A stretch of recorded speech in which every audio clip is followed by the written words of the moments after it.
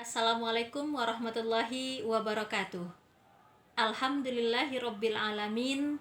Bertemu lagi dengan Bu Henry dalam pelajaran pendidikan agama Islam dan budi pekerti. Pada hari ini kita akan membahas tentang bab toharoh.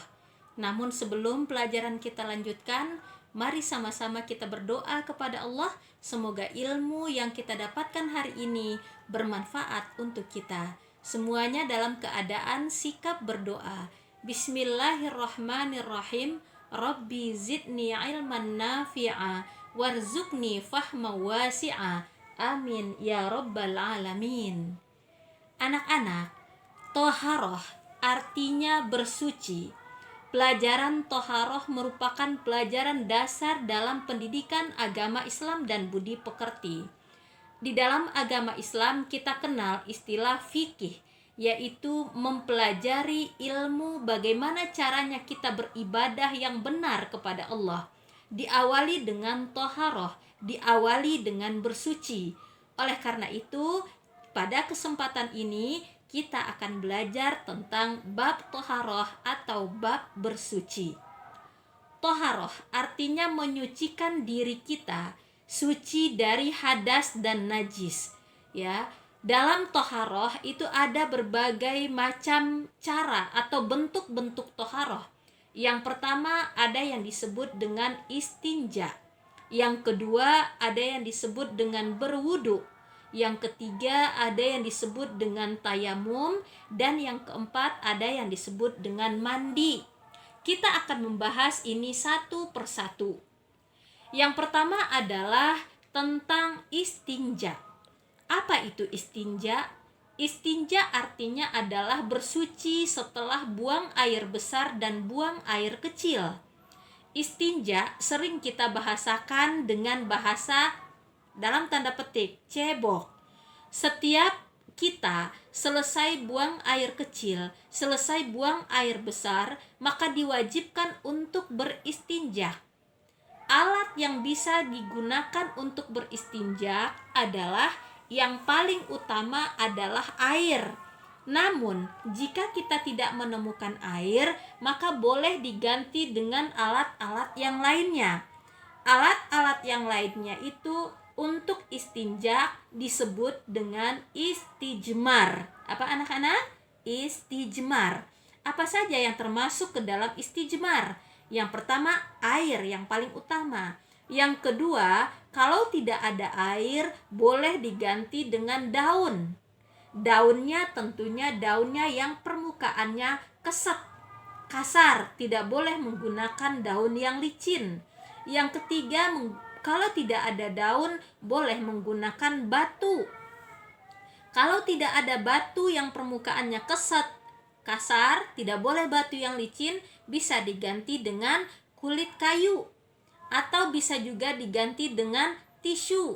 Jadi air, daun, batu, tisu, kulit kayu ini disebut dengan istijmar. Artinya alat-alat yang bisa kita gunakan untuk beristinja. Saking wajibnya istinja, Allah menyiapkan berapa banyak yang bisa digunakan untuk menjadi alat untuk istinja.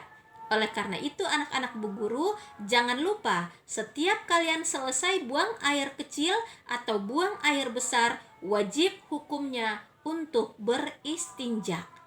Pernah satu riwayat menyatakan ketika Rasulullah berjalan maka bertemulah dengan dua kuburan. Lalu beliau berhenti di dekat kuburan itu, lalu beliau katakan bahwa orang yang ada di dalam kuburan tadi itu dalam keadaan disiksa oleh Allah. Lalu sahabat bertanya kepada Rasul, "Ya Rasulullah, mengapa orang itu disiksa?" Rasul menjawab bahwa orang itu sewaktu hidup di dunia tidak beristinja. Oleh karena itu anak-anak Bu Guru, hati-hati, selesai buang air kecil, selesai buang air besar, jangan lupa untuk istinja. Allah Subhanahu wa Ta'ala telah menyiapkan alat yang sangat banyak yang bisa kita pakai untuk beristinja. Toharoh yang kedua adalah berwudu. Apa itu berwudu? Wudu artinya membasuh anggota tubuh tertentu dengan cara tertentu. Wudu gunanya untuk menghilangkan atau menyucikan diri kita dari hadas kecil. Wudu juga kita gunakan sebelum kita melaksanakan sholat. Karena salah satu syarat sahnya sholat kita adalah suci badan, suci pakaian, dan suci tempat. Suci badan bisa kita lakukan dengan cara berwudu. Tentunya anak-anak Bu Guru, kalian sudah bisa berwudu kan? Waktu TK ingat tidak? Tepuk wudu, baca bismillah sambil cuci tangan. Kumur-kumur basuh hidung, basuh muka. Tangan sampai ke siku, kepala dan telinga. Terakhir cuci kaki lalu doa. Amin. Ingat nak, waktu TK kalian belajar tepuk wudhu. Nah itu caranya bagaimana kita itu membersihkan anggota wudhu, membersihkan anggota tubuh tertentu dengan cara tertentu yang kita lakukan sebelum kita sholat. Itu toharoh yang kedua. Macam toharoh yang ketiga adalah tayamum. Apa itu tayamum? Tayamum adalah pengganti wudhu. Mengapa wudhu bisa kita ganti? Orang boleh mengganti wudhunya dengan tayamum jika satu, tidak mendapatkan air untuk berwudhu. Yang kedua, kalaupun ada air tapi seseorang itu dalam keadaan sakit yang berhalangan untuk berwudhu, untuk terkena air. Oleh karena itu, wudhunya boleh diganti dengan tayamum. Apa itu tayamum?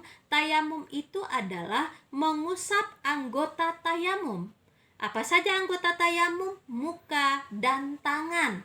Kita menggunakan debu yang suci. Di dalam bertayamum, alat yang digunakan adalah debu yang suci, debu yang tidak ada kotorannya. Baik, dilanjutkan dengan toharoh yang berikutnya. Yang pertama tadi apa nak? Istinja. Yang kedua berwudu. Yang ketiga tayamum. Dan yang terakhir adalah mandi. Apa itu mandi? Mandi artinya mengguyurkan air ke seluruh tubuh, membersihkan atau menyucikan seluruh tubuh kita ini dari hadas. Bisa dari hadas kecil, apalagi hadas besar. Mandi mengguyurkan air ke seluruh tubuh dengan niat tertentu, lalu kita menggunakan sabun sama seperti kalian mandi biasa, tetapi mandi yang dimaksud di dalam bab toharoh adalah mandi yang menyucikan diri dari hadas besar. Apa itu hadas besar? Nanti akan Bu Guru lanjutkan penjelasan Bu Guru pada pertemuan yang akan datang, insya Allah. Jadi anak-anak, dalam pelajaran toharoh bisa kita simpulkan. Yang pertama, toharoh artinya bersuci. Bersuci dari hadas dan najis. Toharoh itu ada 4 macam. Yang pertama ada istinja, yang kedua wudhu, yang ketiga tayamum, yang keempat adalah mandi. Itu saja barangkali pelajaran kita pada hari ini. Mudah-mudahan bermanfaat untuk kita semua.